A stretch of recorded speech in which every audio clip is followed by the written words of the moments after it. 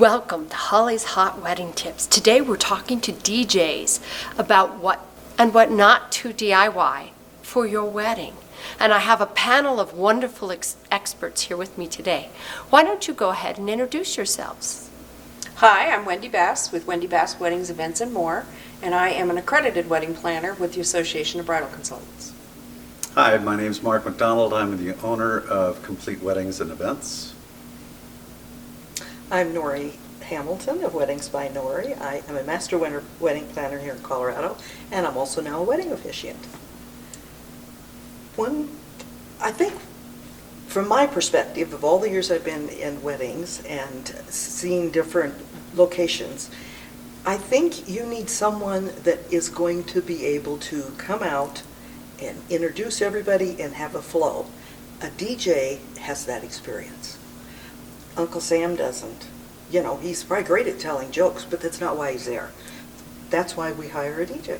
Correct. And it makes the whole flow better because not everyone, like you said, is standing in line. And it's annoying Oh, to stand yeah. in line Mm-hmm. where you Yeah. could be sitting there having fun, enjoying yourself. And, you know, DJs are just such a important element, in my opinion, for a wedding. Because we're in charge behind the scenes. You're Right. in charge in front of the scenes. Exactly. Exactly. And you help us identify possible issues that might be happening, that if we're behind the scenes not seeing them, you might be seeing something.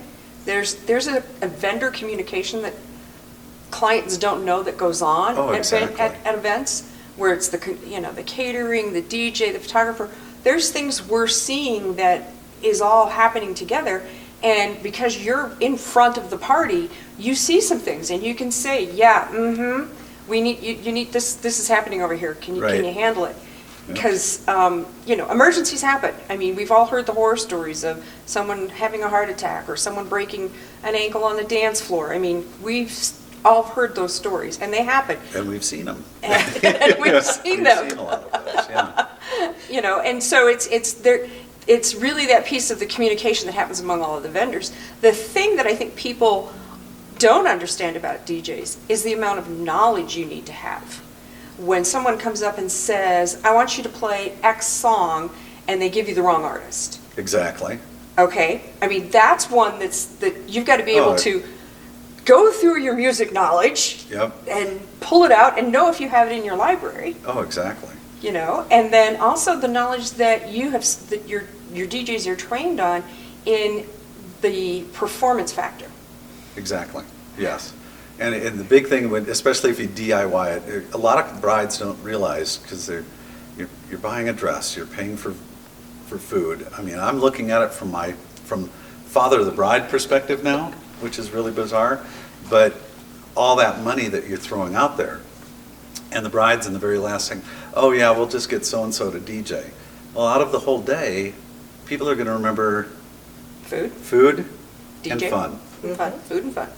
Not going to really, I mean, unfortunately, there's a lot of great cake companies. A lot of people don't remember their cake as well, or the flowers, or whatever, but they do remember if they had a good time.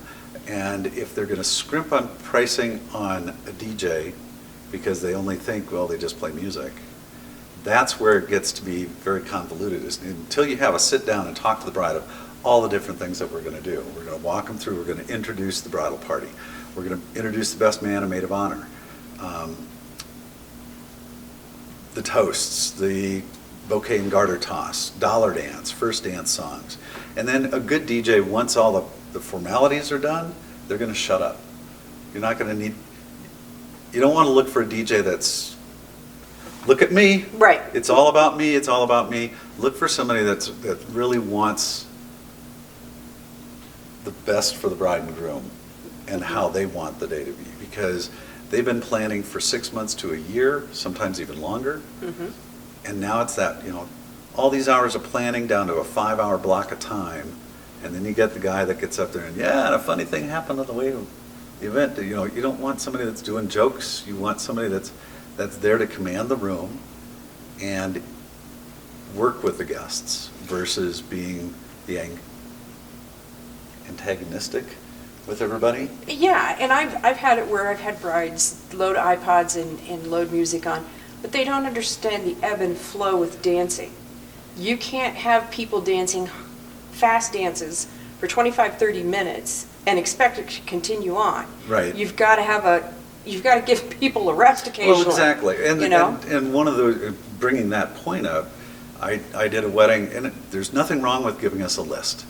Give us a good list, but if you've got the bride, or if you're the bride, that every song you hear on the radio, you're like, ooh, I want to play that, I want to play that, I want to play that. There's only about 60-some songs you could play during your reception time. Yeah. If you give us every single song, that alienates the DJ from your guests, because I've had that in the past where it's like, play our music, don't talk to my friends and family. Then all of a sudden, it's like, your DJ is kind of a dink. He's not very personable. So that puts a wall between us and the guests. The other is giving us too much, and then after the fact going, well, you didn't play my favorite song. Well, what was your favorite song? So when we look at it, I always tell our brides, give us their top 5. These 5 songs have to be played. And then give us another set, because a good DJ, when you're looking for one, if there's probably 182 or more in the Denver metro, and there's some that are like, we've been doing this forever, we know exactly what to play at your wedding. Well, I've been doing this for 35 years, and I call BS on that, because every reception is completely different. You can't walk in with a set playlist, otherwise hire a band, because if you just play the same songs and put bride's name in here, it doesn't always work. So looking for a DJ that is very open for requests is always good. Look for somebody that will typically play clean edit. Yes. Because in every instance, I've yet to have a couple come in and go, well, our age range is from 20 to 35, and this is the only music.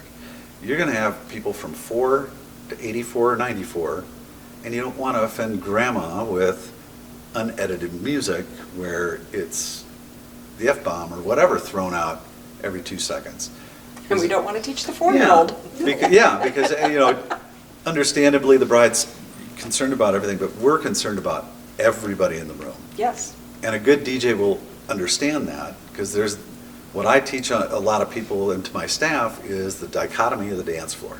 Because everybody at that reception has their own hierarchy in where they fit at that wedding. And as a DJ, you have to learn how to, there's one of us, there's 300 of you or whatever, and we have to learn to juggle. So if the father of the bride comes up and says, I want this played, well, of course, we'll get that on. My main 2 is the bride and groom. I could, and I've had it happen where I've upset basically everybody in the room, but the bride and groom walked away and said, that's exactly what we wanted. Great. But learning a good DJ, learning on how to read the crowd, play good music, but also be able to juggle all the requests that are coming in throughout the night elevates you a little bit higher than just throwing on an iPod. Because one of the big things now, it's good and it's bad. It's on the top 5 of little wedding tips to do is send out your RSVPs and put a song down that you want to dance to. Oh, yes. It's good and it's bad. Good because we get a ton of music ahead of time. Bad because we get a ton of music ahead of time. Because of the fact that everybody's music tastes change daily. Yep. We did one where, number one, if you're doing this, great. Make sure you get it to the DJ at least 2 weeks or 3 weeks before, not just when you walk in and you're set up and they hand you a stack of papers, go, here, this is what we want played. Then all of a sudden you go into hyper mode of, do I have all this music? And you're filing through it, figuring out what's good dance. And because a lot of people, when they do that, they all think of the slow love songs. You don't want 4.5 hours of Michael Bolton, or you're like that at the end of the night. Yep. You got to be able to, how are we going to switch this up? Some during cocktails, and then you get the guest, oh, I really wanted to dance with my wife to that. There's only, again, so much we can do in that 4-hour time frame. And then there's others where we did that, and we're like, okay, the next song is we had a great dance floor going, and all of a sudden it's like, well, we pulled one of the songs out to slow it down, cleared the floor like cockroaches when the lights came on, and the DJ's like, wait a minute, I've got, Steve, where are you? You put this down as your request, and you just heard a disembodied voice from the back of the room going, that was 3 months ago, I don't even like the song anymore. So there's always that give and take there. Then there's also the clients that put way too much emphasis on every aspect of what you do. Yeah. And I'm sure you've had it where it's like, that's why they hired you, to make sure their day runs smoothly. I had a groom where it's like, I know my friends and family, here's the playlist, just stick with that. Don't do any of those, god-awful icebreakers. Cupid Shuffle, Electric Slide, any of those. And I understand it. As a DJ doing the chicken dance for 35 years, if I don't have to play it, I'm fine. That's perfectly fine with me. Day goes by. But I remember that, groom walked up to me and he's like, nobody's dancing. And I'm like, well, what do you do for a living? Well, I'm an accountant. I said, okay, well, this is what I do, and this, can I be honest? You're tying my hands. You're putting me, you're tying my hands, and you're limiting me on what I do for a living. And one of the guests came up and says, can you play the Cupid Shuffle? And he was like, nobody likes that. He goes, everybody at my table does. And I looked at him like, can I throw a party? Do you want a party? Yes. I will stick with some of your music, but let me do what I do, versus here's your 60 songs, don't talk to my friends or family. So I mean, yes, a small intimate wedding, put a playlist together. But larger, when there's so many other variables, get a professional that comes in and can do what needs to be done for your day to run smoothly. And that is important. It's picking out the vendors. If you're going to do DIY, pick out the vendors that are going to give you the most benefit for the day. Oh yeah, the most bang for your buck for the day. And I think that's something that they all look at, I don't want to spend that much money. But now wait a minute. What part of this wedding do you want your guests to remember? And like you said, it's going to be the food, it's going to be the music, and how much have a good time. And I think that's why people who, don't understand all the little elements of a wedding. It's not two people in one day going to church and going to a restaurant or a party. Right. It's a lot of people, a lot of movement, a lot of intricate pieces that have to work together. And the more professional DJ you have, that piece is going to go smooth. You as a bride can look back and say, we did the right thing. That was well spent money. Exactly. Very much so. That the DJ, you've got to set priorities in your budget. And food is there's always going to be a cost with food, but the fun element has to be part of it. And you've got to realize that when you're looking at a good DJ, that there's an investment cost in there, and you are looking in the $1,500 and up category on the good DJ. Yes, there are quite a few who are breaking into the industry who would be lower, but you've got to sit down and you've got to interview. Yep. And you've got to figure out their quality and their ability. That's the biggest piece about it. And it's knowing that when you go to someone like Marc, you're going to get that quality. And you have a range of knowledge. I mean, you guys have 35 years of weddings, so you've seen it. Right. You know, Oh, yeah. you know what happens, Yeah. And that's the thing, is you train your people as well. So you may not have Marc at your wedding, but you may have one of his well-trained DJs. Right. And that's the beauty of it, is you have someone who's well-trained, who can handle it, and who can know how to read the crowd and how to make it happen. Throw in the Cupid Shuffle when we need it, that type of thing, because those are the things that make a wedding. And really, when you think about it, you want people 3-4 years from now to walk up to you and go, God, I had the best time at your wedding. Oh, that yeah. DJ was good. That's what they remember, and you'll feel proud about it.